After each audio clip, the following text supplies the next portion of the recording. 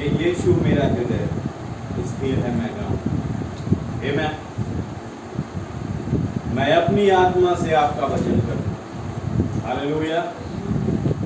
हे यीशु मेरा हृदय स्थिर है, मैं गाऊंगा।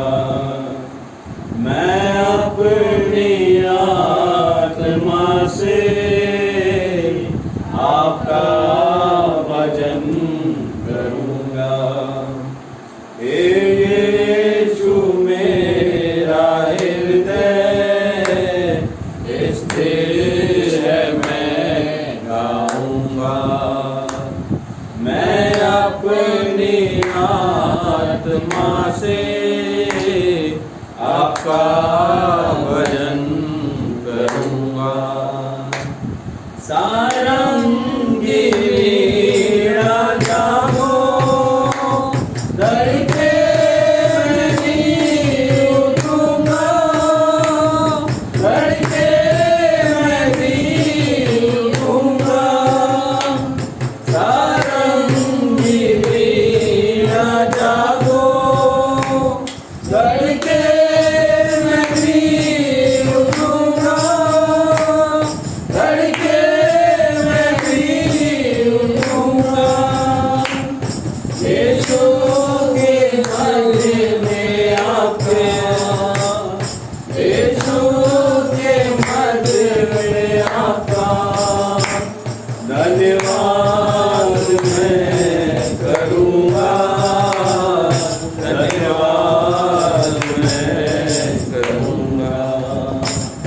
यीशु मेरा हृदय स्थिर है, मैं गाऊंगा।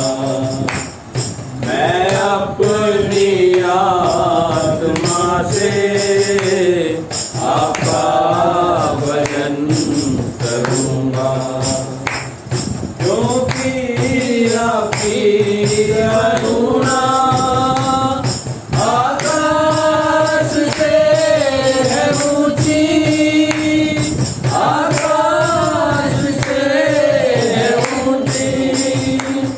क्योंकि आपकी करुणा आकाश से है ऊंची, आकाश से है ऊंची। आकाश मंडल तक है, आकाश मंडल तक है। पहुंची आपकी सच्चाई, पहुंची आपकी सच्चाई। यीशु मेरा हृदय स्थिर है, मैं गाऊंगा। मैं अपनी आत्मा से आपका भजन करूंगा। आप स्वर्ग के ऊपर हो, मेरे पिता खुदाया, मेरे पिता खुदाया। आप स्वर्ग के ऊपर हो, मेरे पिता खुदाया, मेरे पिता खुदाया। और आपकी महिमा प्रभु, और आपकी महिमा प्रभु होवे सारी पृथ्वी पर, होवे सारी पृथ्वी पर। यीशु मेरा हृदय स्थिर है, मैं गाऊंगा। मैं अपनी आत्मा से आपका भजन करूंगा। इसलिए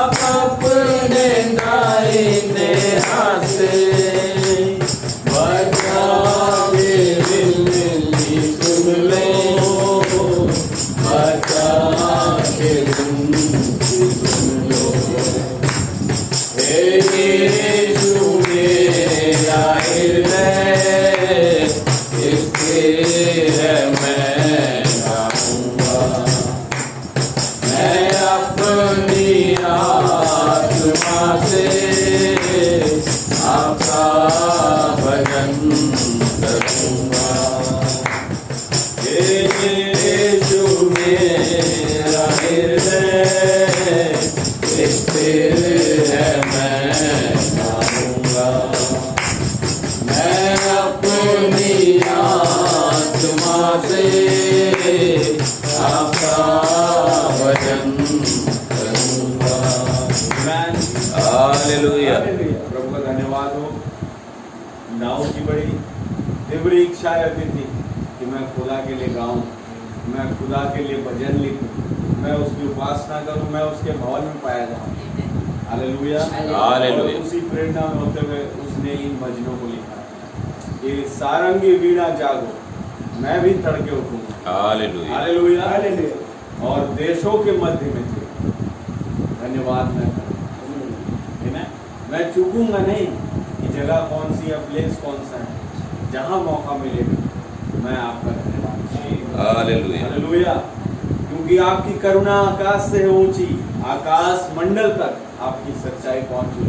क्योंकि उन तारों में खुदावन ने पहली बाइबल को लिखा था, और जब तारों का भेद दाऊद को मालूम पड़ा तब वो कह रहा है आकाश मंडल तक आपकी सच्चाई पहुंच चुकी है। हालेलुया। लोग जान रहे हैं आज कि वास्तव में आज खुदावन तारों में है, उन राशियों में। हालेलुया। हालेलुया। वो हर एक कॉन्स्टेलेशन तारों का वो खुदा की मौजूदगी को दर्शाता है। एक बहुत बड़े ओरायन के नीचे वो सारे कॉन्स्टेलेशन आज बन रहे हैं। प्रभु का नाम बहुत मुबारक। आमीन। इसलिए आपके प्रिय की सब छुड़ाए जाए, आप अपने दाहिने हाथ से बचा के विनती सुनो। आज वो मुझे और आपको अपने दाहिने हाथ से बचा रहा है, हमारी प्रार्थनाओं को उत्तर दे। हालेलुया। ये सब उसकी करुणा है, उसकी दया है जो मुझ पर आप पर हुई है। प्रभु का नाम बहुत मुबारक हो। आइए हम ओनली बिलीव गाते हुए आगे बढ़े।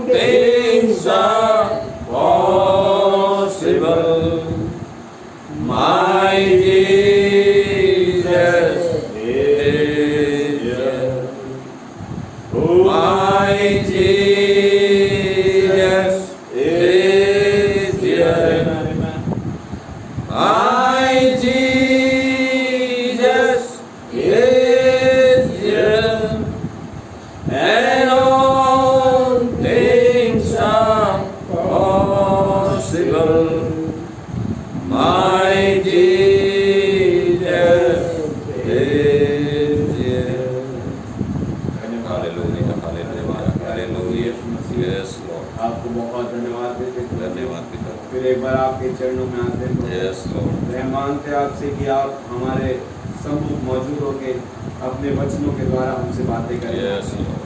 हमें हमारी हर एक समझ को खुदावंद दूर करें और आपकी समझ को लाए, ताकि हम आपकी समझ में होते हुए उन वचनों को जो आप हमें समझाना चाहते हैं बहुत ऐसे समझ सकें और उस पर चल सके। सहायता करे, आपका पवित्र आत्मा हर एक को लीड और गाइड करे। और प्रभु इस जगह को भी आप इस्तेमाल करें, इस पुलपिट को इस्तेमाल करें, मेरा इस्तेमाल करें और खुदावन पूरी सभा कंट्रोल आप अपने हाथों में लेकर उसे चलाएं। दुआ हमारे उद्धारकर्ता जीवित खुदा प्रभु यीशु मसीह के नाम से मांगते हैं, आमीन। भाई जब तुम खड़े हैं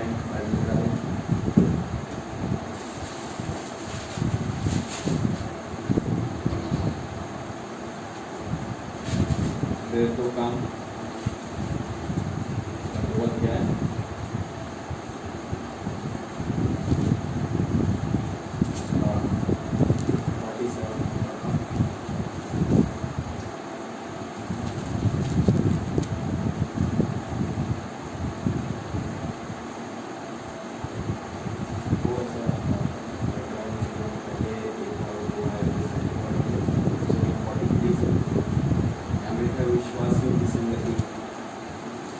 सब लोगों पर भय छा गया और बहुत से अद्भुत काम और चिन्ह प्रेरितों के द्वारा प्रकट होते और सब विश्वास करने वाले इकट्ठे रहते थे और उनकी सब वस्तुएं साझे में थी।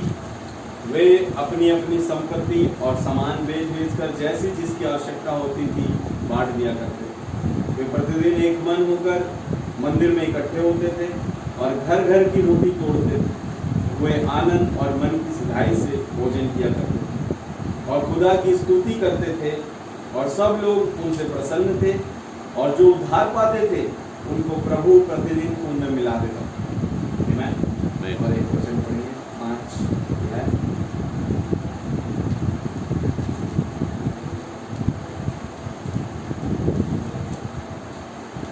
उसका 12 वचन से पढ़ रहा हूँ। प्रेरितों के हाथों से बहुत से चिन्ह और अद्भुत काम लोगों के बीच में दिखाए जाते थे और वे सब एक चित्त होकर सुलेमान के ओसारे में इकट्ठा हुआ करते थे। परंतु औरों में से किसी को ये हियाव न होता था कि उन्हें जाने, तो भी लोग उनकी बड़ाई करते थे। विश्वास करने वाले बहुत से पुरुष और स्त्रियां प्रभु की कलीसिया में बड़ी संख्या में मिलते रहे, यहाँ तक कि लोग बीमारों को सड़कों पर ला कर खाटों और खटोलों पर लिटा देते थे कि जब पतरस आए तो उसकी छाया ही उनमें से किसी पर पड़ जाए। यरूशलेम के आसपास के नगरों से भी बहुत लोग बीमारों और अशुद्ध आत्माओं के सताए हुओं को ला कर इकट्ठे होते थे और सब अच्छे कर दिए जाए। मैं प्रभु यीशु मसीह इस वचन के पढ़ जाने पर आप हमें आशीषित करें और स्वयं मददगार होइए, सहायक होइए प्रभु जी, और आप आए और इसका प्रकाशन हमें बहुत ऐसे दिए। अपने लहू के नीचे खुदावन आप हमें बनाए रखें और हम उस लहू में होते हुए खुदावन इन तमाम प्रकाश को अपने जीवन में ग्रहण करने पाए। जो मेरे भाई बहन नहीं आ पाए उन्हें भी खुदावन उनका भाग मिलने पाए। हर एक के संग और साथ हो। यदि कोई बीमार है, निराश हताश, उनकी हर एक बीमारी को आप दूर करें, संपूर्ण चंगाई दीजिए और आपका रहम हर एक पर होने पाए। दुआ हमारे उद्धारकर्ता जीवित खुदा प्रभु यीशु मसीह के नाम से मांगते हैं।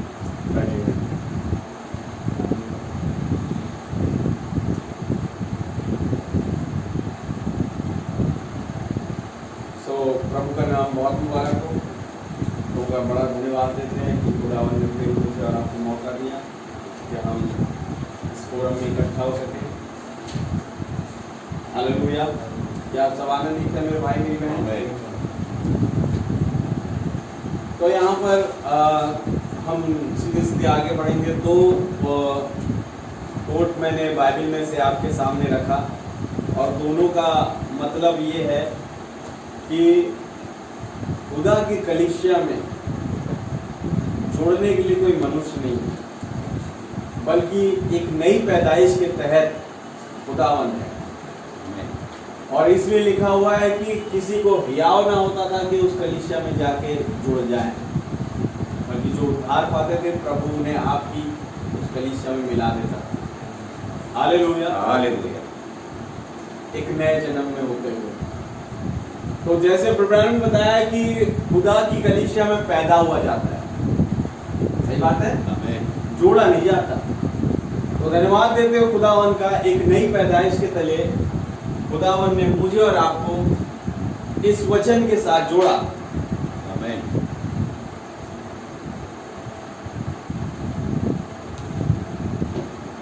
और धन्यवाद देते हैं कि उसने अपनी आत्मा दिया, अपना जीवन दिया हालेलुया। हालेलुया। अपना वचन दिया और सबसे बड़ी बात अपना लहू दिया।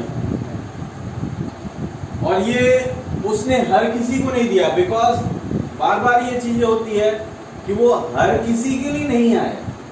बाइबल लिखा है 3:16 में यूहन्ना समाचार कि इस खुदा ने जहान से ऐसा प्यार किया कि उसने अपने इकलौता पुत्र दे दिया। तो लोग इस बात पे कमेंट्री देते कि देखना जहान मतलब सारे जहान से, सारे लोगों से उसने प्यार। ये बात सही कि सारे लोगों से प्यार किया, हाँ, लेकिन इकलौता पुत्र किसके लिए दिया?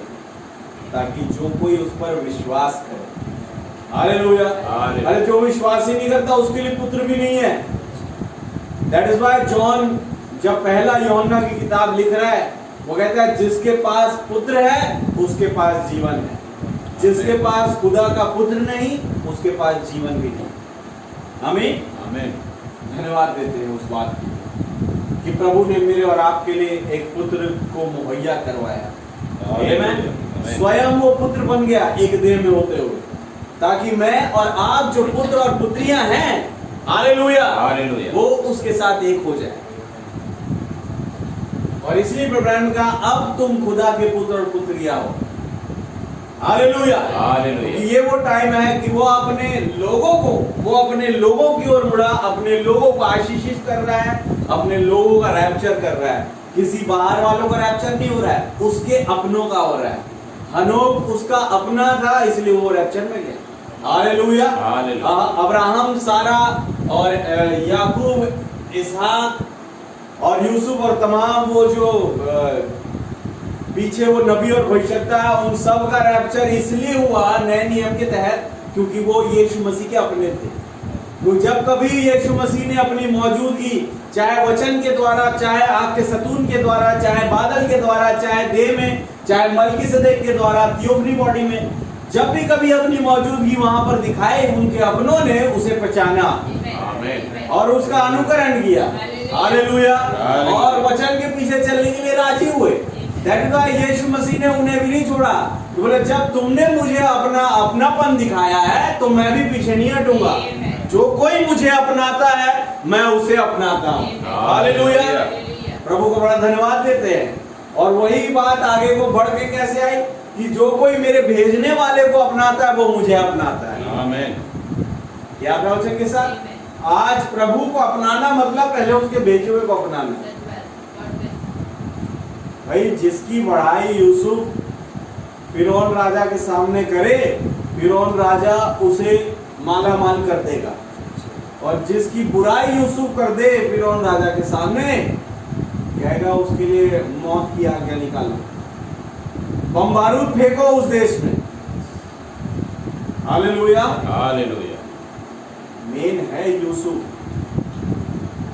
परफेक्शन, वो कभी बुराई ना करे। हालेलुया। हालेलुया। यीशु मसीह ने बुराई करी कईयों की, उसने कहा तुम अपने पिता शैतान से उनका असली रूप दिखाया। हालेलुया। उसने हर एक हे प्रभु बोलने वाला खुदा के राज्य में नहीं जाएगा, परंतु वो जो मेरे स्वर्गीय पिता की इच्छा पर चलता है। उस दिन बहुत तेरे मेरे पास आएंगे और कहेंगे हे प्रभु क्या मैंने तेरे नाम से ये नहीं किया, तेरे नाम से वो नहीं किया, दुष्ट आत्माओं को निकाला, मुर्दों को जिंदा किया, रोगियों को चंगा किया, तमाम चीजें मैंने करी है। मैं जब प्रचार करता था तो वहां पर आग आती थी। क्या वचन के साथ ये तमाम चीजें कहने वाले बहुत तेरे होंगे वहां पर, लेकिन यीशु ने कहा हे कुकर्मियों मैं तुम्हें नहीं जानता। सही बात है। वो नॉर्मली तरीके से नहीं कह रहा है अरे भाई मैं तेरे को नहीं जानता, यूं नहीं कह रहा है हे कुकर्म करने वाले मैं तुझे नहीं जानता। आमीन। यानी तूने जो भी कुछ किया मेरे नाम से वो कुकर्म किया। क्यों कुकर्म किया? क्योंकि जो मेन पॉइंट था वचन के परिपूर्णता को ग्रहण करना वो तूने ठुकरा दिया है। और लोगों को दिखाने के लिए तूने लोगों पर हाथ रखना चालू किया, अपने आप को सफेद वस्त्र पहनाना चालू किया। सही बात है। अपनी पढ़ाई मारने के लिए वो काम किए, ये काम किए, हॉस्पिटल बना दिया और स्कूल बना दिया, तूने ये सब अपनी बड़ाई मारने के लिए किया। हालेलुया। आप क्या था वो राजा जिसने 25 दिसंबर में अपने जन्म को यीशु मसीह के जन्म के साथ जोड़ दिया। क्यों? ताकि उसका जन्म युगानुयुग उसको मानते रहे लोग हमेशा के लिए। क्या प्रभु के साथ? आमीन। तो वो किसके लिए कर रहा है? यीशु मसीह के लिए, अपने लिए। अगर यीशु मसीह का पहली बात तो वो जन्मदिन ही नहीं मनाता है यीशु मसीह का, क्योंकि यीशु मसीह का जन्मदिन एक सही डेट और सही टाइम पर जब मनाया जाता तब खुदावन भले आशीष भी देता। हालांकि उसने कोई ऐसी डॉक्ट्रिन नहीं दी कि तुम मेरा बर्थडे मनाओ। क्या प्रभु के साथ? आप कहां से प्रभु का बर्थ डेट काउंट करेंगे भाई? वो तो इनफिनाइट है, उसकी तो कोई पैदाइश ही नहीं है। आमीन। पैदाइश तो मेरी और आपकी है, बर्थ डेट मेरी और आपकी काउंट हो रही है, लेकिन क्या यीशु मसीह की है? नहीं, कभी नहीं। हालेलुया। हालेलुया। बाइबल ने कहा मैंने तुझे तेरी मां के गर्भ में रचने से पहले ही जाना। दाऊद कहता है जब मैं अपनी मां के गर्भ में रचा जा रहा था वो तब से मुझे जानते। आमीन। तो पौलुस से भी कहा जब समय आया कि मुझ में अपने पुत्र को प्रकट करे, मुझे अपने मां के गर्भ ही से ठहरा। हालेलुया। तो ये तमाम चीजें मेरी और आपकी डेट ऑफ बर्थ काउंट करती है, बट यीशु मसीह को कैसे कोई कह दे कि इसकी डेट ऑफ बर्थ फलानी है? होगी। तो जिस दिन उनकी पैदाइश हुई वो इस सीन पर आए, वो रोए हैं जैसे बच्चा रोता है पैदा होते ही। हालेलुया। नबी का यहोवा चरनी में रो रहा है। आमीन। वो पैदा हो गए, दैट इज ट्रू। और उसकी पैदाइश पर जो गडरिये जो वहां पर दिखाई दिए थे वो आए, हालेलुया, उसे प्रणाम करने। वो तमाम चीजें हो रही थी, बट एक एक्चुअल सीक्वेंस को देखा जाए बगैर बाप के कोई पैदा कैसे हो गया? तो यीशु मसीह की पैदाइश के टाइम पे जिब्राइल स्वर्गदूत ने एक बात कही कि तू पवित्र आत्मा की ओर से गर्भवती पाई जाएगी। हालेलुया। वो पैदाइश किसी मनुष्य के द्वारा नहीं आई, वो पैदाइश स्वयं परम प्रधान खुदा ने अपनी पैदाइश को उस मरियम के अंदर रखा। आमीन। हालेलुया। हालेलुया। आप नहीं जान सकते वो कब पैदा हुआ। वो तो अपने को सीमित करके समेट के मरियम के अंदर डाले, अस्तित्व में तो पहले ही से थे। हालेलुया। ऐसा नहीं कि वो अप्रैल के महीने में अस्तित्व में आए, अस्तित्व में तो पहले से थे, पुराने नियम से, और इवन दुनिया बनाने से पहले। इससे पहले एक अंश भी बनाया जाता, अब्राहम का खुदा था। हालेलुया। तो आप कहां से उसका बर्थडे सेलिब्रेट करेंगे? दैट इज व्हाई एक सच्चे विश्वासी जो थे उन्होंने कभी भी यीशु मसीह का बर्थडे सेलिब्रेट नहीं किया ना, उन्हें अपना किया भाई, क्योंकि उनकी डेट ऑफ बर्थ काउंटेड है। हालेलुया। हालेलुया। यीशु मसीह का बर्थ डेट ना ही बाइबल में ऐसा कोई हमें कोट मिलता है। पैदाइश हुई जैसा भाई बता रहे थे बीच में, सुनील राजस भाई, बहुत बढ़िया, खुदावन उनको आशीष दे। उन्होंने सारी क्लैरिफिकेशन दी डेट्स को लेकर के। 6 अप्रैल यीशु मसीह का जन्मदिन, आपका वचन के साथ 6 अप्रैल प्रभु का जन्मदिन। आमीन। मई का महीना जब वो पेंटेकोस्ट का दिन आया, मई का महीना जब जोसेफ ब्रैनम पैदा हो गए, वो सारी मतलब डेट्स को वो बता रहे थे और मैं बड़ा खुश हो रहा था। आमीन।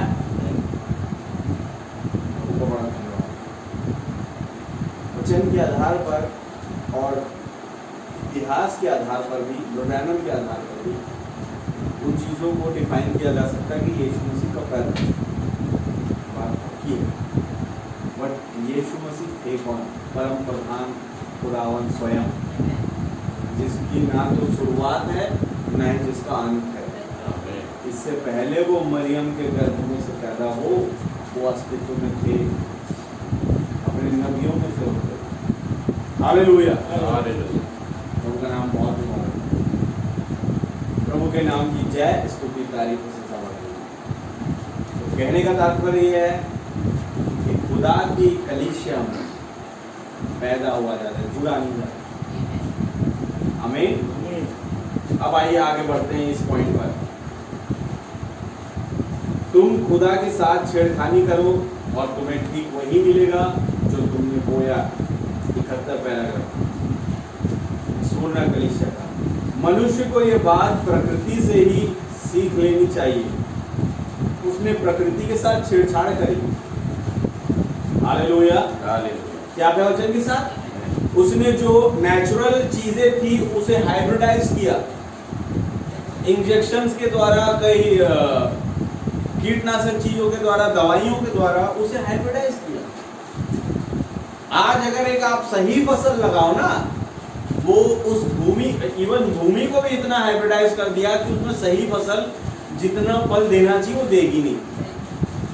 और इसीलिए लोग प्रेफर करते हैं हाइब्रिडाइज को, कि हाइब्रिडाइज इतना फल जाता है कि पूछो मत। जो फल 1 महीने में, मतलब 1 क्विंटल या 1 टन आएगा, वो 15-20 दिन में हाइब्रिडाइज के तहत उससे 2 गुना 3 गुना फल ज्यादा दे देता है। और इवन उससे बेटर दिखता है, जो एक्चुअल फल आएगा उससे बेटर दिखेगा। Hallelujah, hallelujah. यही तो शैतान ने किया। क्या वचन के साथ। अब जैसे आइए उत्पत्ति की पुस्तक में चले वापस। उत्पत्ति 3 में पढ़ी नहीं, मैं बता रहा हूं कि उत्पत्ति में हुआ क्या। आदम को खुदावन ने उसकी पसली में से एक स्त्री को निकाला, स्त्री वाले पार्ट को निकाला और उसे आदम की पत्नी हव्वा का। आप वचन के साथ। वो आदम की अपनी थी, आदम की क्या कहे, प्रीतमा या प्रेमिका या दुल्हन या पत्नी, जो भी बोलो, वो थी आदम की। आमीन। लेकिन आदम थे खुदा के बेटे, और अब खुदा के बच्चे जो है वो ज्यादा उस हंसी मजाक और उस टाइप में रहते नहीं है। जैसे खुदा है, वो बस जितना बात है, जितना जरूरी है उतना बात करते हैं। हालेलुया। तो हो सकता है, मैं एक पॉइंट ले रहा हूं, हो सकता है वो हव्वा से उतना ही बात करते होंगे जितना जरूरी होगा। आमीन। वचन के द्वारा जो वचन जरूरी है वो बात करते होंगे।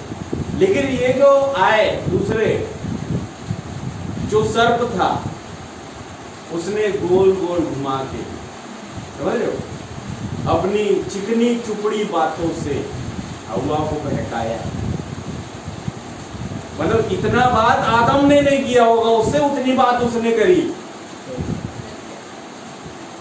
Hallelujah, hallelujah. और ये वाली चीज हव्वा को ज्यादा पसंद आ गई, भाग गई उसमें।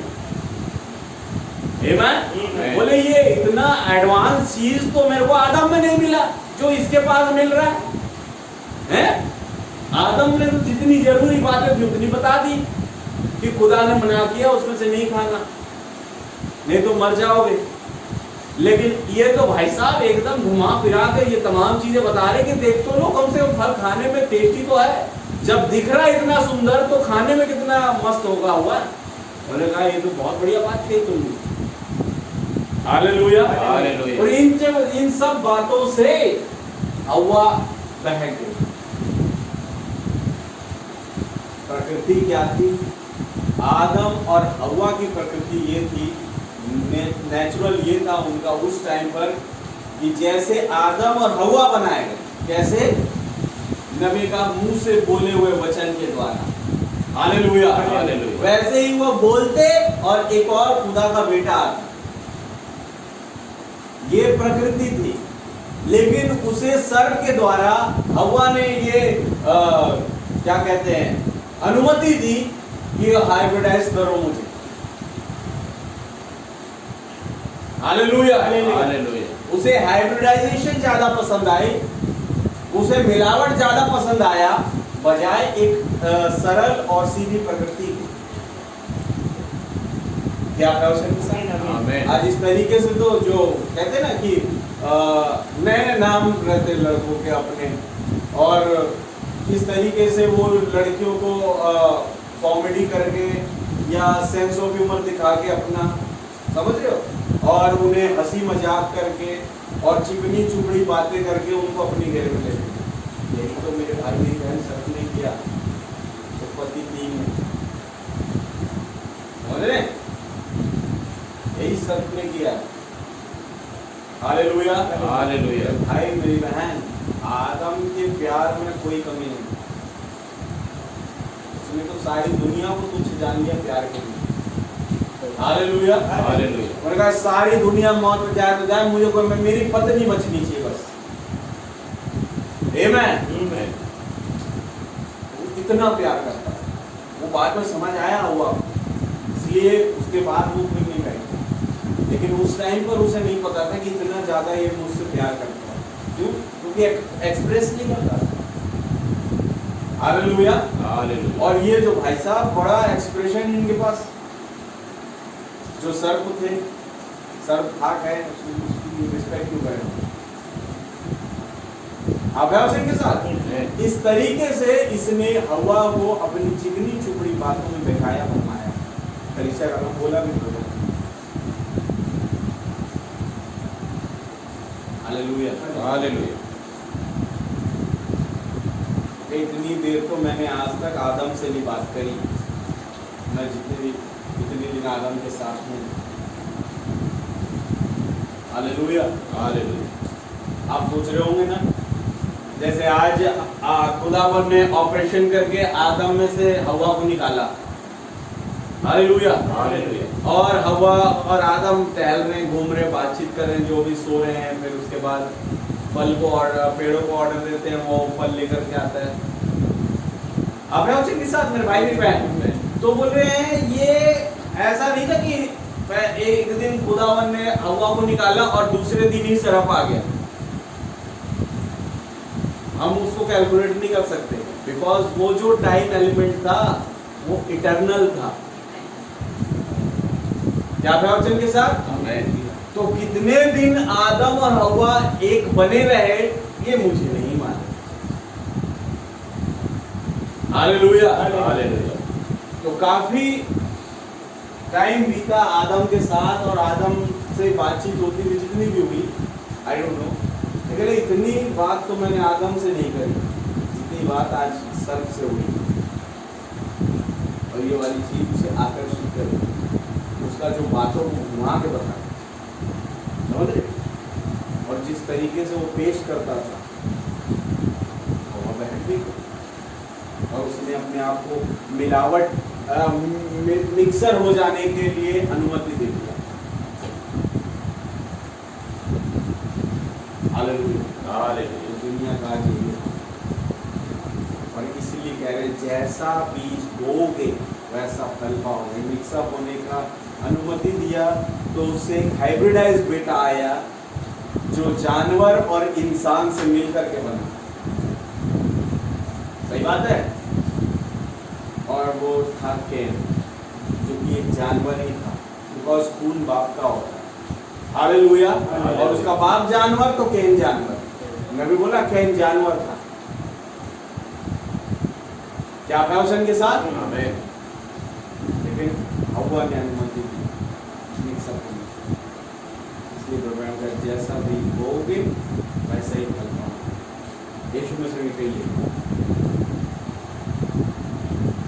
तो भाई उसने प्रकृति में अपनी अकल घुसाई है और अणुओं को इधर उधर से दोबारा जोड़ा तोड़ा है इत्यादि, और अब उसे एक बवंडर झेलना पड़ा है। आप ये सुनते हैं एड्स बीमारी कैसे आई? इसी तरीके से मिक्सअप, बीजों का मिश्रण किया गया। क्या प्रवचन के साथ? उसे एक टेस्ट किया गया, इंसान के बीज को या जानवर के बीज को इंसान में, या इंसान के बीज को जानवर में, एक लैब में हुआ ये सब चीज। मेरे भाई मेरी बहन, एक दिन एक आदमी अचानक से बीमार पड़ा और मर गया। डॉक्टर परेशान हो गए, मरा कैसे? जब उसकी पूरी छानबीन करी गई तो उसमें एक अंश मिला, और जिसकी दवाई आज तक नहीं बनी, और उसे एड्स का नाम दिया गया, और जो पूरी दुनिया में फैल चुका। आप वचन के साथ ये भी एक लैब टेस्ट था। इट मींस मानव निर्मित महामारी।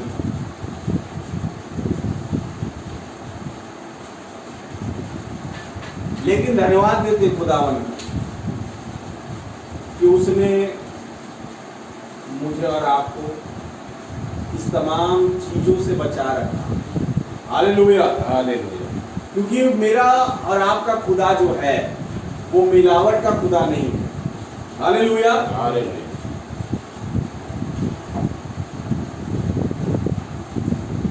अब आइए आगे बढ़े। तो अब उसे एक बवंडर झेलना पड़ा। उसने मिक्सअप करा और उसे ही खुद उस बवंडर में क्या होते झेलना पड़ेगा। सही बात है। चाइना ने हांगकांग में उस कोविड वायरस का निर्माण किया। लेकिन आपको पता है फंड जो है वो कहीं से आया उस चीज को करने के लिए। उसका नाम भी लिया भाई ने, रोमन कैथोलिक का जो हेड है। आप वचन के साथ वहां से उसे फंडिंग हुई। जब ट्रम्प था अपने कार्यकाल में उसने उस बात को बोला। उसने फलाने व्यक्ति में नाम बोल रहा हूँ, मैं लिखा हूँ कॉपी में मेरी नोट्स में। उस व्यक्ति ने जाकर के जो है वहाँ पर उस लैब में वो सारा कारनामा करने के लिए फंडिंग करी। वो कैसे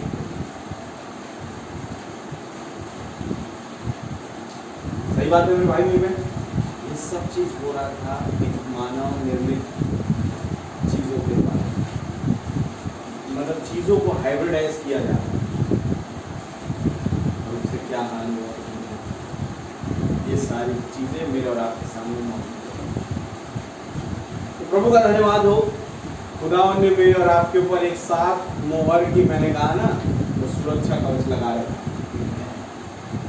हालेलुया, हालेलुया। मच्छरदानी से मैं बड़ा प्रेरणा पाता हूँ। बिकॉज मच्छरदानी एक ऐसी चीज है जिसपे ना कोई हार्म का टेंशन। हार्म मतलब अगर आप वो ऑल आउट या तमाम चीजें लगाते हैं तो उसमें से जो धुएं निकलते हैं वो हार्म करता है आपके शरीर को, नुकसान पहुंचाता है। तो मच्छरदानी में एक चीज तो ये नहीं है। हालेलुया। और ना ही करंट लग रहा है इधर से उधर। लेकिन फिर भी वो दुष्ट रूपी मच्छर जो है वो मच्छरदानी के ऊपर पड़े पड़े चारों तरफ देखते हुए कब अंदर घुसे अंदर घुसे, लेकिन चाह कर भी उन्हें घुस पाते। बिकॉज वो मच्छरदानी इस तरीके से बनाई गई है। हालेलुया। शैतान कितनी पुरजोर कोशिश कर ले, वो 7 मोहरों के बाहर खड़े होकर के देखता रह जाएगा और खुदा के लोग उड़ जाएंगे। हालेलुया। क्या वचन के साथ एक ऐसा सुरक्षा कवच ताकि हम चैन से सो सके, विश्राम में जा सके, खुदावन ने मेरे और आपके लिए रखा है। हालेलुया। वास्तव में जो मच्छरदानी उस 7 मोहरों की मच्छरदानी के अंदर है वो विश्राम। हालेलुया। उन्हें कोई छू भी नहीं सकता विदाउट खुदा के ऑर्डर के, कोई छू भी नहीं सकता। ये पक्की बात है। हालेलुया। प्रभु का नाम बहुत मुबारक। आइए आगे बढ़े। जब देखिए किस तरह उन्होंने मुर्गियों की नस्लें बनाई है। ये इतनी उच्चता से परिणत है कि वह तो अंडे देने की एक ऐसी मशीन है जो खुद को अंडे देते देते खर्च कर दें। सही बात है। अंडा देते देते मुर्गी मर जाती है। ऐसी इंजेक्शन उस पर लगाई जाती है, ऐसा उसको बनाया जा रहा है। हालेलुया। अब बताओ उसमें से, उस अंडे में से चूजे आएंगे वो क्या होंगे? वो भी वैसे ही होंगे। और ये खाने के लिए बिल्कुल भी अच्छा नहीं है, और ये बेदम है और खराब खाना है। इसमें कोई पावर भी नहीं है, बेदम है। सही बात है। उन्होंने उस गोश्त में भी तत्व घुसा दिए हैं जिसे हम खाते हैं, और उसकी वजह से इंसानी शरीर इस तरह से बदल रहा है कि स्त्रियां कूल्हों पर पतली व कंधों पर चौड़ी होती जा रही है और पुरुष ठीक इसके उल्टे होते जा रहे हैं। अब यदि आप प्रकृति के साथ छेड़छाड़ करें और पलटकर एक दानवता और प्रतिघात को प्राप्त करें तो तब क्या होगा? जब आप सत्य को बदलकर झूठ बना दो तो, जब आप प्रकृति के साथ छेड़छाड़ करने से दानव सरीखे और अजीबोगरीब बन जा रहे हैं तो खुदा के वचन के साथ छेड़छाड़ करने से क्या होगा? जो प्रकृति को संभाल, हालेलुया,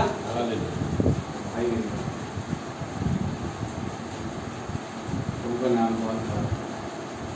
उत्तर है आपको प्राप्त होगा एक मसीह विरोधी यदि आप उस सत्य के साथ छेड़छाड़ करोगे जो कि खुदा का वचन है। आमीन। हाइब्रिडाइजेशन वास्तव में एंटी क्राइस्ट है, मसीह विरोधी है, संकरित है। आगे बढ़ते हैं। आपको प्राप्त होगा एक मसीह विरोधी खुदा विहीन धर्म तंत्र जो इतना अधिक बिगड़ा हुआ होगा कि वो ना तो उस मूलभूत के जैसा दिखेगा और ना ही वो उत्पन्न करेगा जो उन्होंने किया। इस प्रकार की हालत के लिए जो एकमात्र उत्तर खुदा के पास है वो है आग की झील। सही बात है। ये सारा संकरण कहां जाएगा? आग की झील। Hallelujah, hallelujah. उनका भाग दूसरी मृत्यु है। आग की झील क्या है? दूसरी मृत्यु, बाइबल में लिखा है। आप वचन के साथ बदतर वो बेचारी इस पूर्ण काल मर रही थी। जब वो मरी तो वापस फिर कभी नहीं आई। कोई भी काल युग कभी वापस नहीं आया, कोई बेदारी कभी वापस नहीं आती। इसके अंदर खुदा का जीवन कभी भी स्वाभाविक उत्पत्ति से नहीं पनप सकता।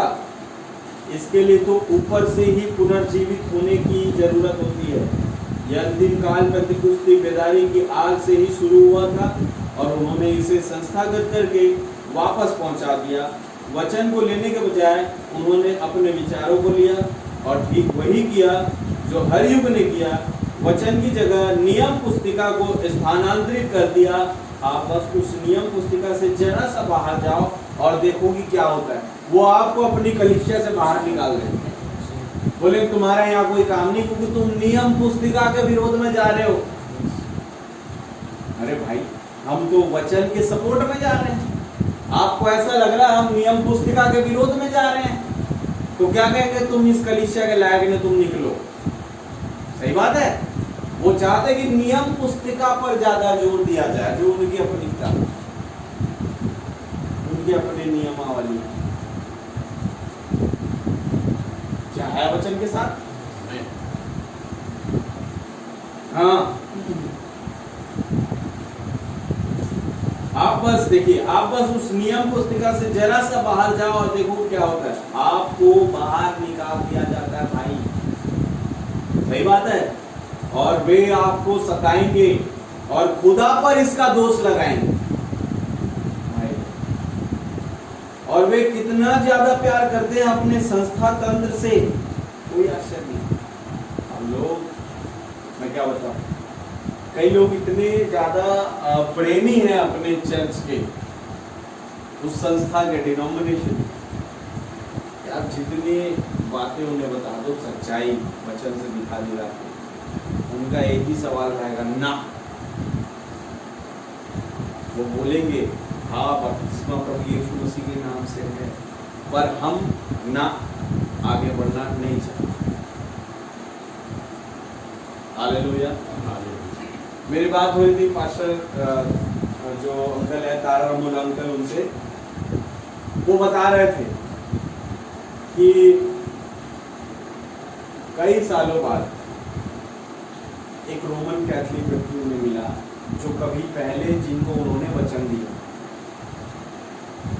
तब पास्टर भाई बोलते हैं कि मैंने उनसे जब वचन दिया था तब उन्होंने ग्रहण नहीं किया, और आज वो कई सालों बाद बुजुर्ग की अवस्था में कहते हैं कि पास्टर भाई, मैं इसलिए आपका वचन ग्रहण नहीं किया क्योंकि मैं खुद कलीसिया का लीडर था और उस रोमन कैथोलिक कलीसिया की वजह से मुझे बंगला मिला है, मुझे गाड़ी मिली, मुझे इनकम आती है।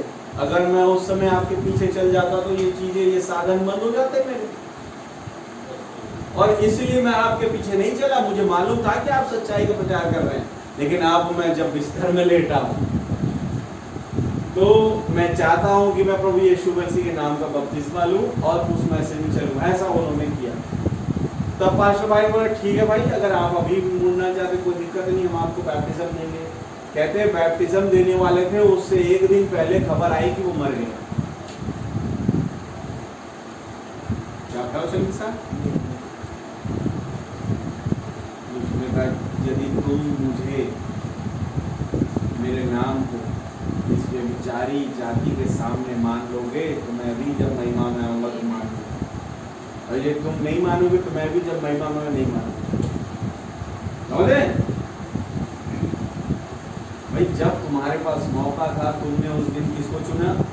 धन संपत्ति और वैभव। बिल्कुल उस अमीर व्यक्ति के जैसे जो मरकुस 10 में आया प्रभु यीशु मसीह के पास।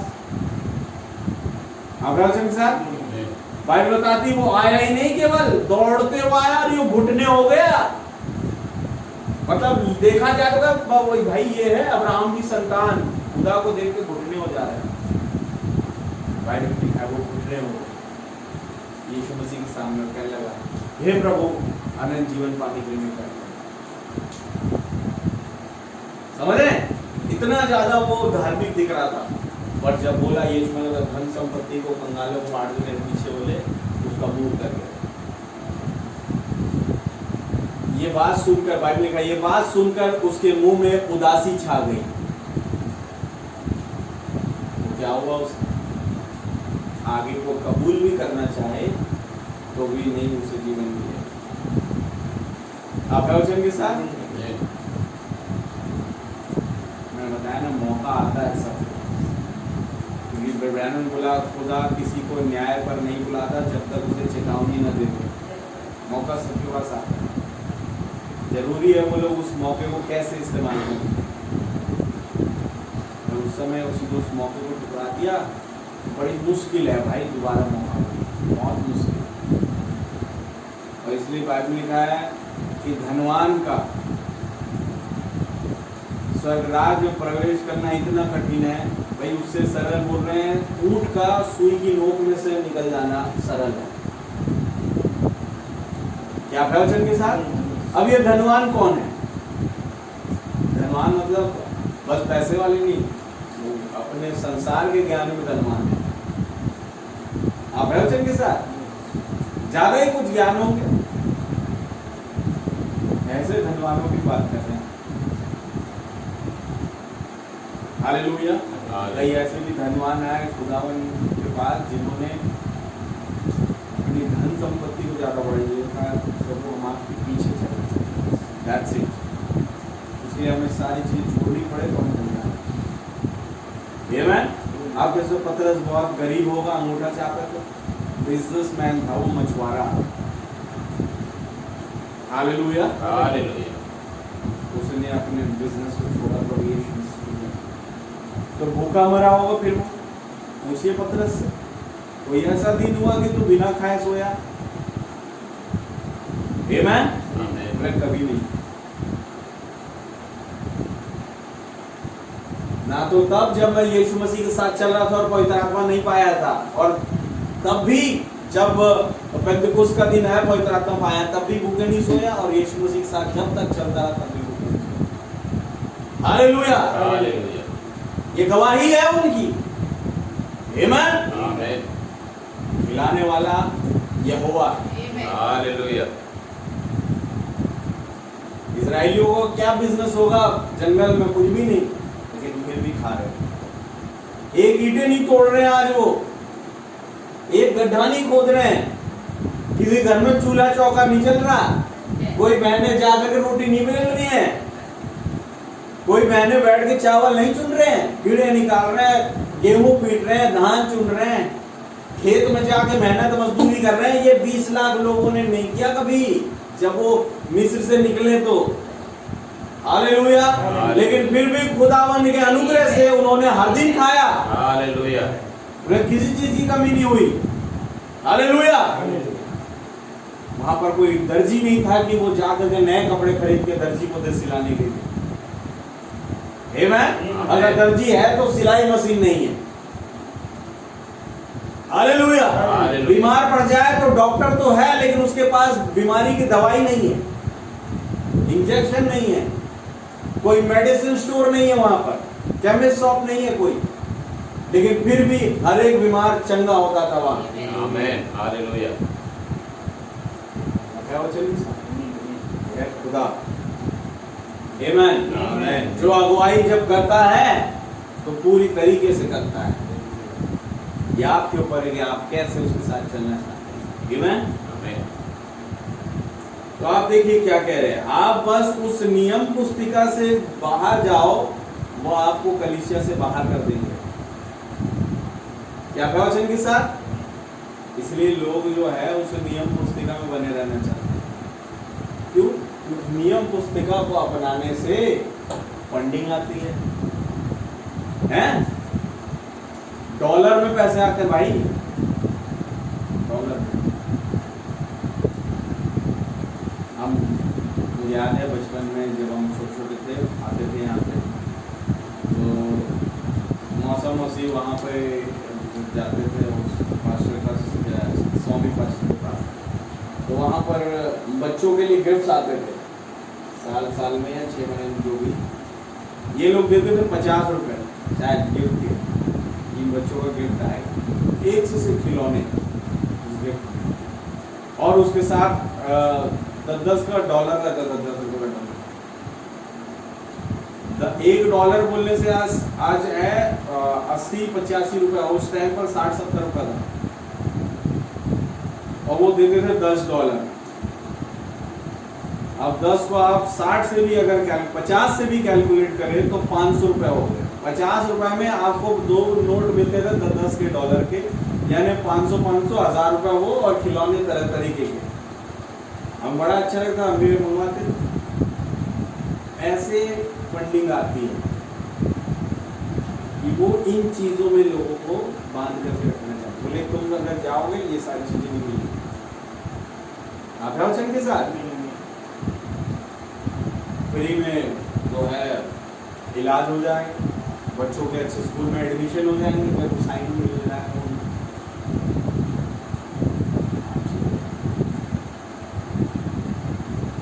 धन्यवाद अपनी इन चीज़ों से मुझे बचाया।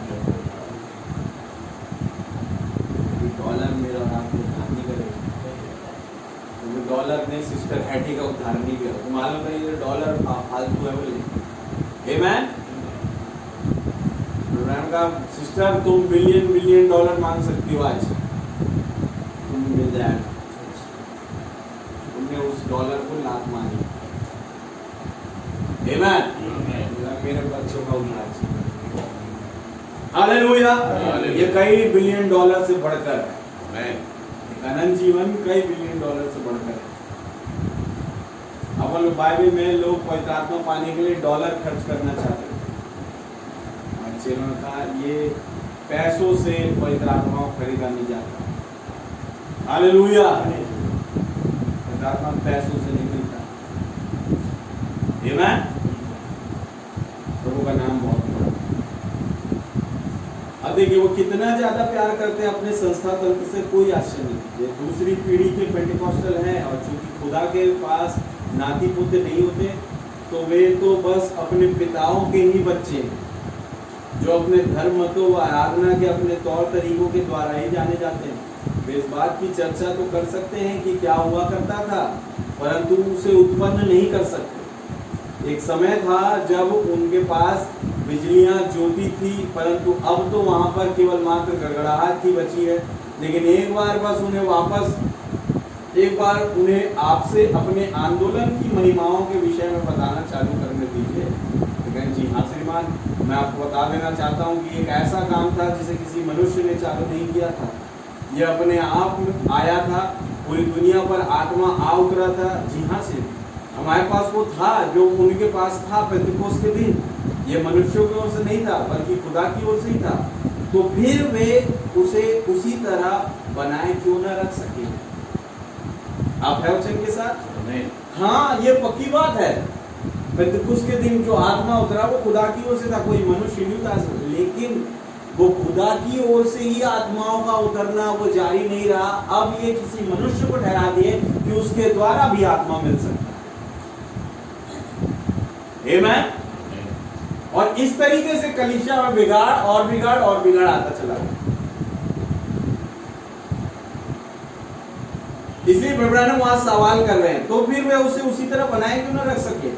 यदि खुदा ने उसे शुरू किया था तो खुदा उसे बनाए क्यों ना रख सका और उसे समाप्त कर दिया है? यदि खुदा ने धर्म मतों और सूत्रों और झूठी शिक्षाओं की हस्त पुस्तिका को लिखकर इसे चालू नहीं किया था तो उनके पास ऐसा करने का अधिकार कहां से आया? सही बात है।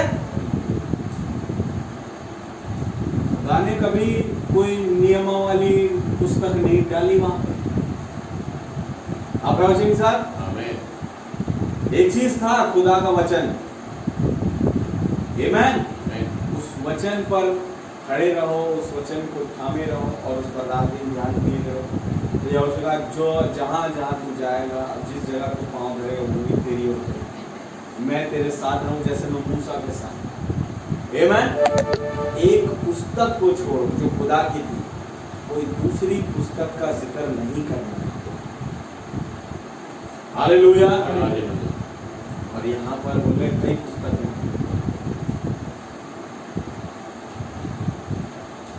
क्या प्रवचन साहब? किसी और पत्री जो कि हमारी ओर से ना हो, भरोसा मत करना कि प्रभु का दिन निकट आ गया और वो चेता रहा अपने लोगों को। आमीन। ऐसे नियमों वाली कई पुस्तकें थी वहां। खुदा ने अपना आत्मा उंडेला बैप्टिस्टो, नाजरीनो, एडवेंटिस्टो, प्रेस्बिटेरियनो, ब्रदरन, चर्च ऑफ गॉड, अनेकों इस प्रकार के नामों वाले इत्यादियों पर ये सभी भाई लोग अलग अलग शिक्षा सिद्धांतों, नियमों, कलीसियाई नियम, पुस्तिकाओं इत्यादि के तले पले पड़े थे, जिसे खुदा ने झाड़ कर एक तरफ कर दिया। उसने उनके विधान सिद्धांतों को नाश कर दिया और आत्मा के वरदानों को बहाल कर दिया, इस बात को साबित करते हुए कि वो कल, आज और युगानुयुग एक समान। आत्मा उंडेलने का अधिकार केवल उसी को है और एक ही तरीके से है, उसके अलावा कोई और तरीका नहीं। अगर वो पेंटिकॉस्टल पर एक तरीके से आत्मा उंडेला, अभ्यावचन के साथ पेंटिकुस्त के दिन पर, तो वो उसी तरीके से आत्मा उंडेलेगा। आमीन। अब कोई अपना कोई चीज लेकर के आ गया, जैसे कुछ महीने पहले हमारे पास आए थे, एक प्रकाशन है मेरे पास, तो वो क्या सोच रहे हैं कि हमारे पास आत्मा का अभिषेक आ गया खुदावन की ओर से। ये खुदा की ओर से आत्मा है कि खुदा अपनी आत्मा उंडेले और अपने ही वचन के विरोध में बोले, ये तो कहीं ना लिखा भाई। हालेलुया। बल्कि यीशु मसीह ने ये कहा कि जब पवित्र आत्मा आएगा तो मैं मेरे ही वचनों में से लेके बताएगा। तो ये कौन सी आत्मा है जो खुदा की आत्मा के उसी वचन के विरोध में खड़ी है, जो वचन यीशु मसीह ने कहा। तो इसलिए खुदा ने कहा कि इन लोगों को मैं करता हूं साइड, इनके शिक्षा सिद्धांतों करता हूं नाश, ये मेरी ओर से नहीं है। हालेलुया। परंतु शैतान की महासभा है, एक सिनेगॉग, लोगों का इकट्ठा होना केवल। हालेलुया। इब्राहिम ने बात कही कि सिनेगॉग दो तरीके के होते हैं, एक लोगों का इकट्ठा होना अच्छा भी हो सकता है। आमीन। तो मैं एक रियल सिनेगॉग को भी देखता हूं जहां पर खुदावन अपनी आत्मा को उंडेलता है। हालेलुया। प्रभु का नाम बहुत मुबारक हो। परंतु क्या उन पेंटिकॉस्टलों ने संस्था तंत्रों के विषय में अपना सबक सीखा? जी नहीं सीखा, बिल्कुल नहीं। वे वापस संस्थागत हो गए और अपनी ही पाठ्य पुस्तकें, नियमावलियां, कलीसियाई नियम पुस्तिकाएं, सदस्यता पुस्तक इत्यादि लिखी। भाई आज की डेट में तो पेंटिकॉस्टल को सबसे ज्यादा प्रभु यीशु मसीह के नाम से बपतिस्मा देना था। क्या प्रवचन साहब? सबसे ज्यादा पतरस की मानना था। क्योंकि पतरस ही वो लीडर था जब पेंतिकोस्त के दिन में पवित्र आत्मा आया। आमीन। जिसने पतरस की मानी उन्होंने पवित्र आत्मा पाया। आज पेंटिकॉस्टल ही उस वचन के सबसे ज्यादा विरोध में खड़ा हुआ।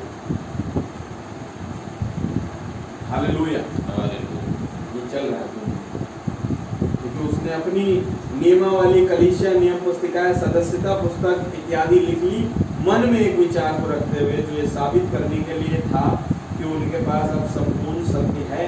वे सभी उत्तरों को जानते हैं और इसलिए फिर खुदा के उच्चिष्ट श्रेणी के लोग हैं जो मार्ग को जानते हैं और दूसरों को खुदा द्वारा ठहराए हुए मार्गदर्शकों के रूप में दिखा सकते हैं, परंतु उनके पास वो नहीं था। वो अपनी मनगढ़ंत बातें बना लिए, उन पुस्तकों को इकट्ठा कर करके जो अपने ही समझ के द्वारा उन्होंने बनाया। कलीसिया नियमावली पुस्तक, कलीसिया सदस्यता पुस्तक, तमाम चीजें लिख करके अब ये सोचने का कि हम वो बन गए जो बड़े जन, जो खुदा के साथ सबको एक करने के लिए, खुदा के चर्च में लाने के लिए हम बड़े बन गए। अब हम खुदा के स्वर्गराज में भेजने के लिए लोगों को तैयार कर सकते हैं। जब तक अभिषेक ऊपर से ना आए तब तक कोई भी ऐसा कर नहीं सकता। हालेलुया। वो सोच रहे कि हम अब कुछ बन गए, लेकिन नबी कह रहे हैं उनके पास वो नहीं था।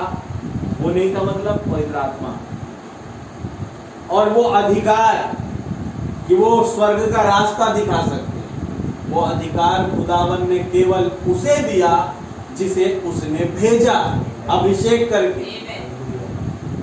उसके अलावा और किसी को अधिकार नहीं है कि वो रास्ता दिखा सके स्वर्ग का, क्योंकि उसे मालूम ही नहीं है। आप वचन के साथ मान लो अगर ये स्वर्ग का रास्ता है, ये स्वर्ग का रास्ता है इस तरफ, तो वो यूं खड़े होंगे और लोगों को इधर भेजेंगे, बोले ये स्वर्ग का रास्ता है। क्यों? क्योंकि उन्हें मालूम ही नहीं स्वर्ग का रास्ता कहाँ है। हालेलुया। हालेलुया।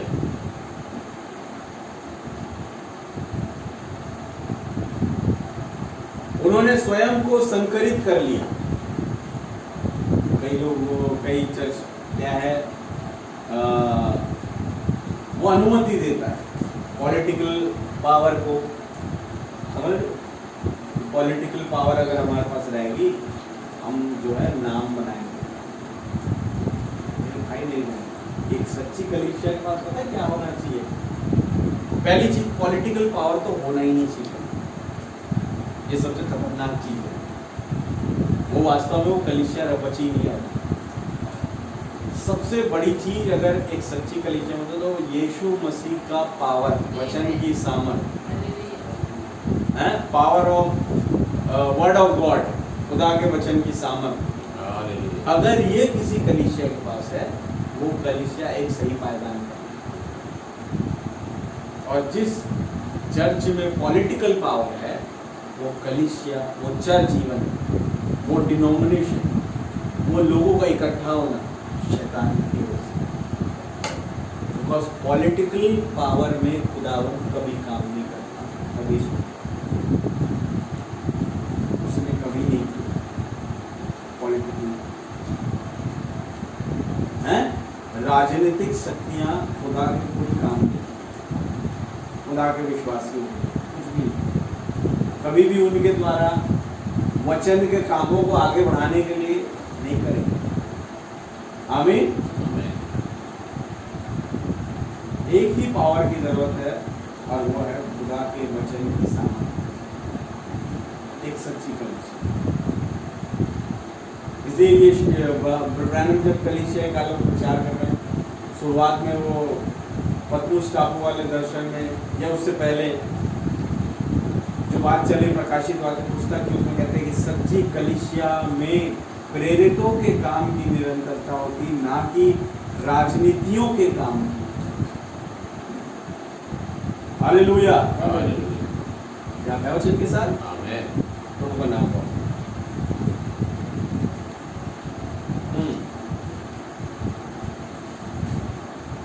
उन्होंने स्वयं को संकरित कर लिया था, ठीक उसी तरह जिस तरह उन झुंडों ने जहां से वे निकलकर आए थे, यदि वे दुल्हन का हिस्सा होना चाहते हैं तो उन्हें ठीक उसी तरह से बाहर निकलकर आने की जरूरत है जैसे उनके पूर्वज निकले थे।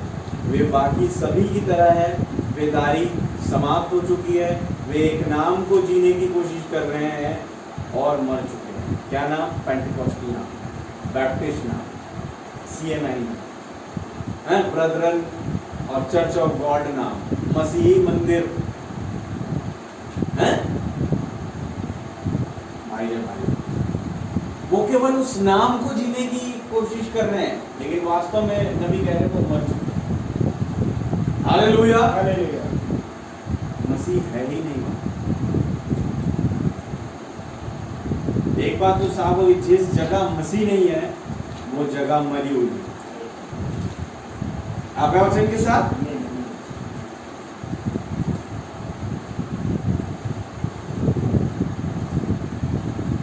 तो कह रहे हैं वो मर चुकी है। उन्होंने संस्था तंत्र को ग्रहण कर लिया, जबकि पूरे इस दौरान खुदा के आत्मा की बात करते रहे। अच्छा, वे पवित्र आत्मा के प्रमाण की बात करते हैं, परंतु वे यह भूल गए कि शैतान भी अन्य भाषाएं बोल सकते हैं। बाबुल वाली ही गड़बड़ी पूरी तौर से उनके बीच व्याप्त है और वे उसे खुदा का आत्मा कहते हैं। एक बार फिर हम देख पाते हैं कि मनुष्य खुदा को बता रहा है, बजाय इसके कि खुदा मनुष्य को बताया। हालेलुया। आज क्या हो गया? मनुष्य खुदा को बता रहा है कि नहीं प्रभु ऐसे करेंगे, आप नहीं प्रभु हम ऐसे करेंगे। आपको याद है? मुझे कुछ याद आ रहा है, बिलाम के अगर पार्ट को देखा जाए, उसने भी यही किया। वो खुदा को बता रहा है, बजाय इसकी खुदा उसको बताया। खुदा ने उसको बताया उनके साथ मत जाना, आप प्रवचन के साथ। ये खुदा ने बता दिया अपनी से दीक्षा मत जाना। आज कौन है तेरे घर में चाय पीने के लिए आए, उनके साथ मत जाना। उन्हें वेट किया, लेकिन फिर दूसरे दिन वो खुदा को बताने लगा। हालेलुया। खुदा का मैं इजराइल पर कोई दोष नहीं पाता, वो फिर बताने लगा। यह है बिलाम जो खुदा को बताता। हालेलुया। बजाय इसके कि खुदा उसे बताए।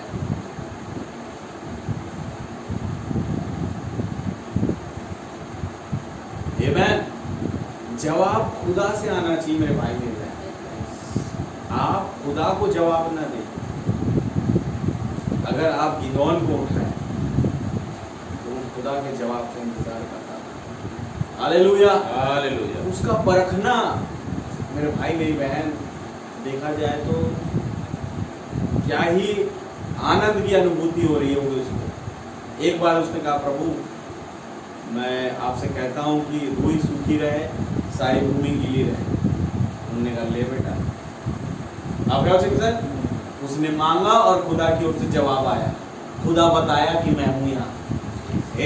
आमीन। और वो फिर नहीं रुका, वो फिर पूछ रहा है।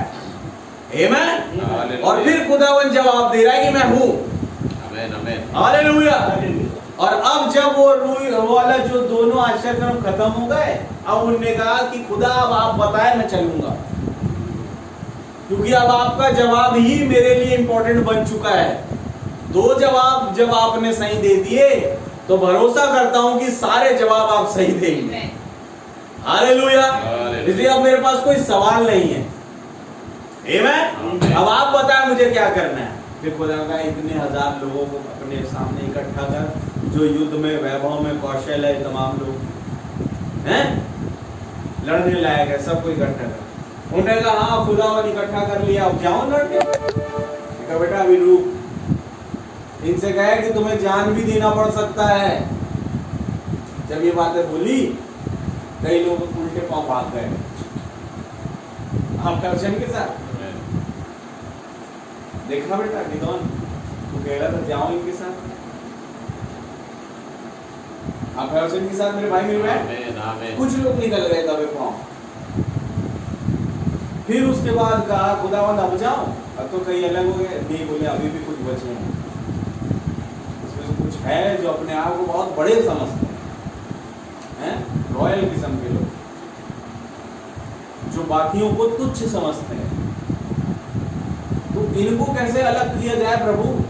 जब वो अपने आप को बड़े ही समझते तो अलग कैसे करे? उनका बड़प्पन ही उन्हें अलग करे। हालेलुया। वो कैसे? सबको नदी के पास ले आए। आमीन। अब जो अजीब और गरीब तरीके से पिए और जो बड़प्पन दिखा के पिए, में आ जाएगा। हालेलुया। और बोले जो कुत्तों के जैसे चपड़ चपड़ करके पिए, उनको तू ले जा और युद्ध में तू विजयी होगा। आमीन। बस मैं यहोवा सालोम और यहोवा निस्सी बन के तुझे जय दिलाऊंगा। हालेलुया। हालेलुया। क्या वचन के साथ खुदा की जवाब का इंतजार करें। जब वो जवाब दे उस पर कोई संदेह नहीं। आमीन। मेरा आमीन। चलो आगे। लेकिन ये लोग कह रहे हैं कि हम खुदा को नहीं बोल रहे। एक बार फिर हम देख पाते हैं कि मनुष्य खुदा को बता रहा है बजाय इसके कि खुदा मनुष्य को बता रहा है। That is true. अब हो सकता है कि आप मुझे यहीं पर फटकारना चाहें इन बातों को कहने की वजह से, ठीक है। वे स्वयं को पेंटिकॉस्टल व फुल गॉस्पेल कहते हैं। वे इसे साबित करके दिखाए हैं।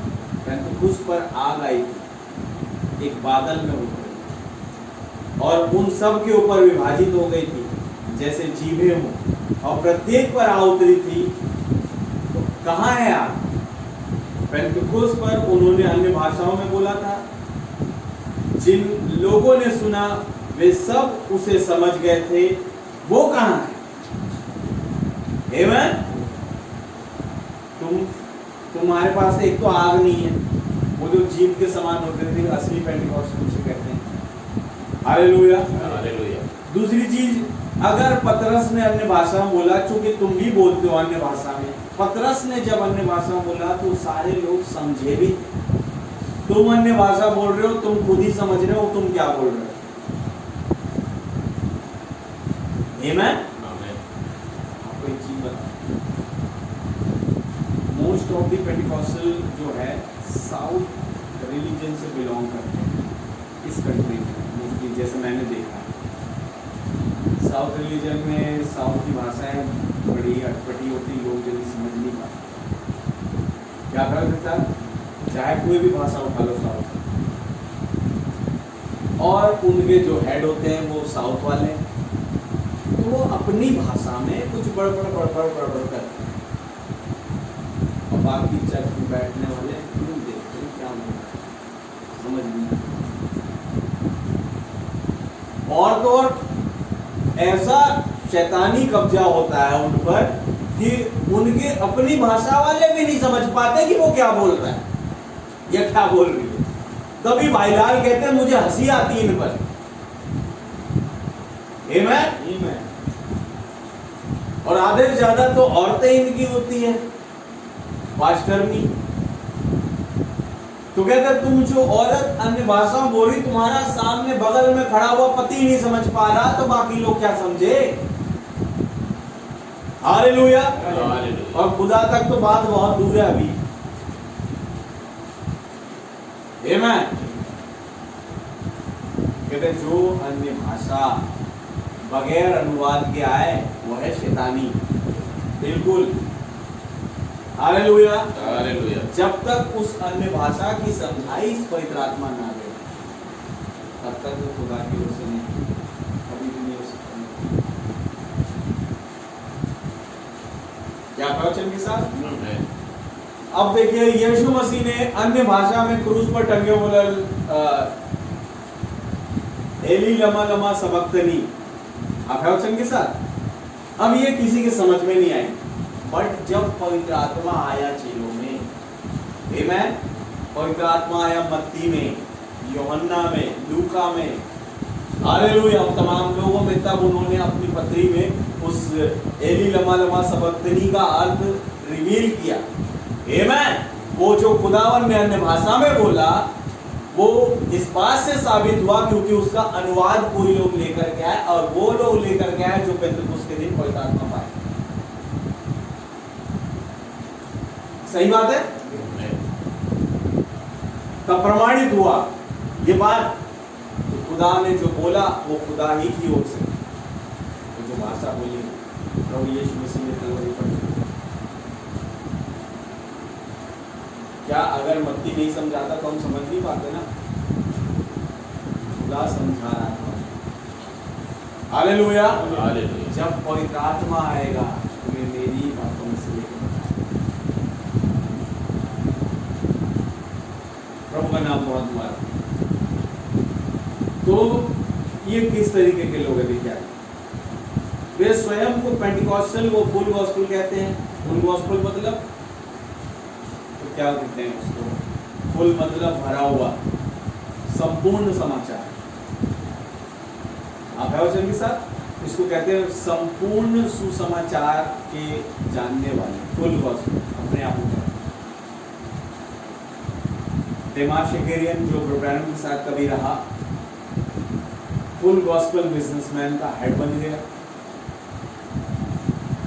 और अभी रिसेंटली जो भाई वीडियो दिखा रहे थे, शायद 1994 का या 91 का था वो वीडियो, वहां पर डेमास शेकेरियन खड़ा हुआ है, अभी नबी के साथ से भाई नहीं चला, फुल गॉस्पेल बिजनेसमैन का हेड बन चुका है। वही फुल गॉस्पेल बिजनेसमैन जिनके पास जाके कई दफा प्रचार भी किया, आप है के साथ। लेकिन उसके बगल में उसको जो सम्मानित करने वाला व्यक्ति, जो उस पूरे सभा को ऑर्गेनाइज किया, समझ लो जो भी है, सम्मानित किया, वो व्यक्ति खड़े होकर के जो पवित्र आत्मा बांट रहा, बॉक्सिंग देती, और क्या कह रहे हैं उसे? कैरिस्मेटिक रिवाइवल, करिश्माई बेदारी हिंदी बोला जाए। कैसे? बॉक्सिंग दे मार रहे हैं लोगों को, लोग गिर रहे हैं, और डेमास शेकेरियन खड़े हो चुके हैं। क्यों? क्योंकि वो भी उनके साथ मिल चुके हैं। सही बात है? जैसे जूनियर जैक्सन,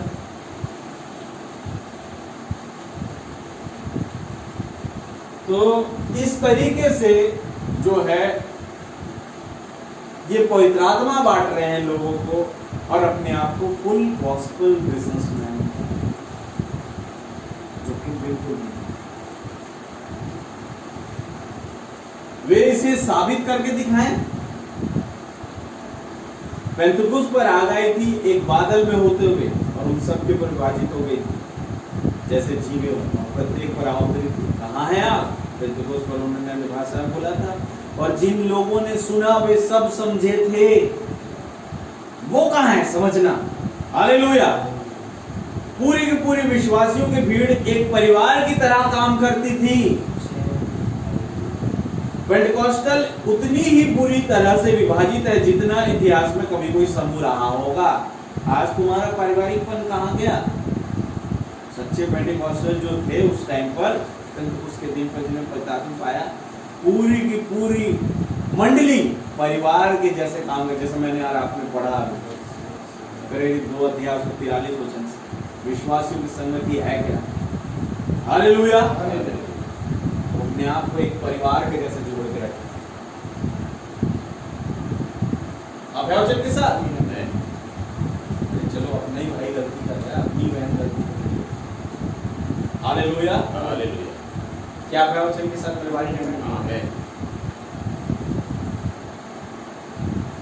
एक अलग संस्था नहीं बना लेना।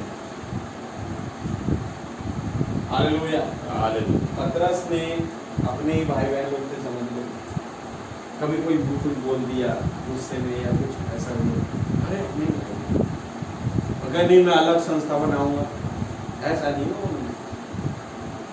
सब एक साथ परिवार के जैसे, जो पवित्र आत्मा से भरे पूरे लोग थे उनको बता, जिनका पवित्र आत्मा नहीं वो 5 अध्याय में मरे, पवित्र आत्मा के अभिषेक को तुच्छ जाना। हालेलुया। हनानिया सफीरा जैसे लोग, और इसलिए हनानिया सफीरा के चर्च में टिक भी नहीं पाएंगे, सच्चे पवित्र आत्मा से भरी पूरी होगी, वे मरेंगे, क्योंकि उनका अंत फल ही आपका झील है। सही बात है?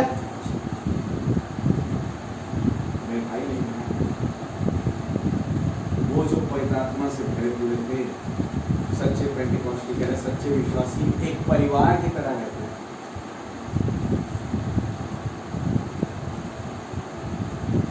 और कह रहे हैं आज का पेंटिकॉस्टल उतनी ही बुरी तरह से विभाजित है, समझिए, जितना इतिहास में कभी कोई समूह रहा होगा। अब पेंटिकॉस्टल आया कहां से? आज जो दिख रहा है पेंटिकॉस्टल वास्तव में 3S को दर्शाता है। आप है साहब, जब पवित्र आत्मा का उतरना हुआ दूसरा स्ट्रीट में, वहां से 3 ग्रुप दिखना है। आप है वचन के साथ, जिन्होंने पवित्र आत्मा को भरपूरी से नहीं समझा और उसे ठुकरा के निकले, 3 ग्रुप वहां से बाहर निकला। 1S, 2S, 3S। 1S केवल यीशु, 2S यीशु मसीह प्रभु ही कहते हैं, 3S पिता पुत्र पवित्र आत्मा।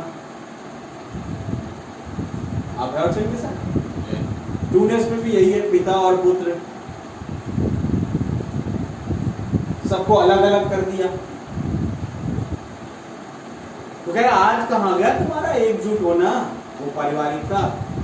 आज तो बहुत ज्यादा विभाजित है पेंटिकॉस्टल। एक पेंटिकॉस्टल चर्च दूसरे पेंटिकॉस्टल चर्च की माने।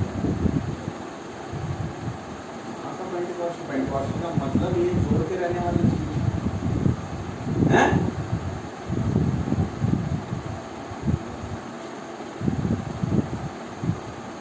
किसी मनुष्य ने स्वयं को आकर उस प्रारंभिक कलीसिया में ना जोड़ा था जो पेंटिकोस्ट पर दिखाई दे रही है, मैंने और आपने पढ़ा, हालेलुया, बल्कि खुदा ने मिलाया।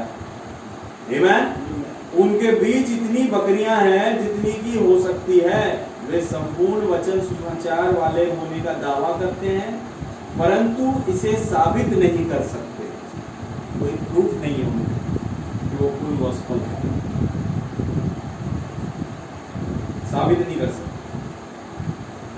उनकी कलीसियां इतनी सामर्थ्यहीन है, जैसा कि उनमें से कोई भी है।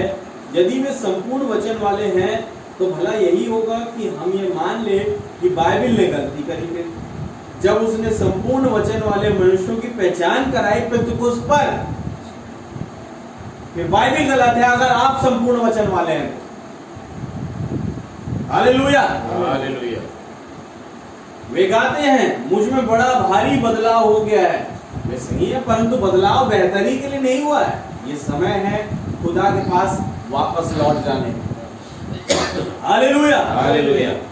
उनके पास एक नाम है जिसके लिए वे जी रहे हैं, पर वे मरे हुए हैं। गैर जुबाने बेदारी का प्रमाण नहीं होती, ये तो मृत्यु का प्रमाण है। आपने अन्य भाषाओं ने आकर उस प्रमाण की उद्घोषणा की कि यहूदियों के पारंपरिक धर्म का अंत हो गया, यह कि एक नया युग शुरू हो गया। अन्य भाषाएं आज अन्य जाति कलीसिया पर पर्दा गिरा रही है और सुसमाचार वापस यहूदियों के पास लौट। आमीन। क्या है वचन के साथ? आमीन। तो समझे यहां पर आप, अन्य भाषाएं ये तो मृत्यु का प्रमाण है। हालेलुया। अन्य भाषाओं ने आकर उस प्रमाण की उद्घोषणा की कि यहूदियों के पारंपरिक धर्म का अंत हो गया। किसने उद्घोषणा करी? अन्य भाषाओं ने, प्रेरित 2 में, कि अब व्यवस्था कोई काम नहीं करेगी, अनुग्रह ने व्यवस्था की जगह ले ली। क्या वचन के साथ? आमीन। अब व्यवस्था के मानने वाले जो लोटों और कटोरों को मानने वाले वो कहां जा रहे हैं? मौत में।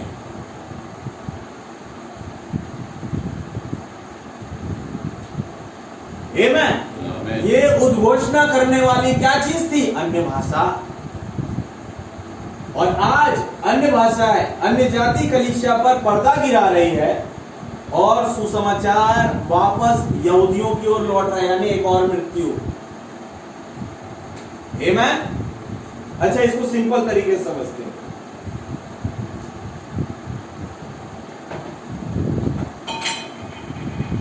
यहूदी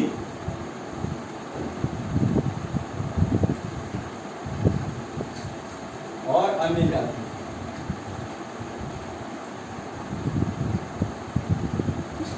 आप है वचन के साथ? एक अन्य भाषा में होते हुए सुसमाचार यहूदियों से अन्य जातियों की ओर मुड़ा। Hallelujah, hallelujah. और इनकी समाप्ति हो गई। जो नहीं माने उस अन्य भाषा को वो गए, जनरल टाइटस ने आके सबको खत्म किया। सही बात है मेरे भाई, ने नवीन बोला। अब बात आती है अन्य जातियों। नबी बोला जो पहले हो चुका है वही अब होगा। ट्रांसफर अगर यहूदियों से अन्य जातियों में ट्रांसफर हुआ, अब समय अन्य जातियों से यहूदियों में। हालेलुया। अब यहूदी से अन्य जाति, अन्य भाषा, ये क्या थी? बाइबल, तोरेत, वो मेरी और आपकी भाषा नहीं थी। हमारी जो लैंग्वेज है उससे फर्क लैंग्वेज थी यहूदियों की, और लेकिन वो अन्य भाषा मेरे और आपके लिए जीवन बना। आप है के साथ, और उनके लिए मौत ले आया। हालेलुया। लेकिन आज ये अन्य जातियों में ये भाषा चल रही है। अब जब रैप्चर हो जाएगा, आमेन, ये जो भाषा हिंदी की है या कोई भी लैंग्वेज की हो, ये मुड़ेगा यहूदियों की ओर जो उनकी अपनी भाषा नहीं है, एक अन्य जाति भाषा, एक अन्य भाषा। हालेलुया। और तब अन्य जातियां मृत्यु में चले जाएंगी और यहूदी 1,40,000 बचाएंगे। Simple as that. हालेलुया। इस वचन का मतलब ये, आमेन। तोरेत को मैंने और आपने समझा, जीवन पा लिया। अन्य भाषा को मैंने और आपने ग्रहण किया। हालेलुया।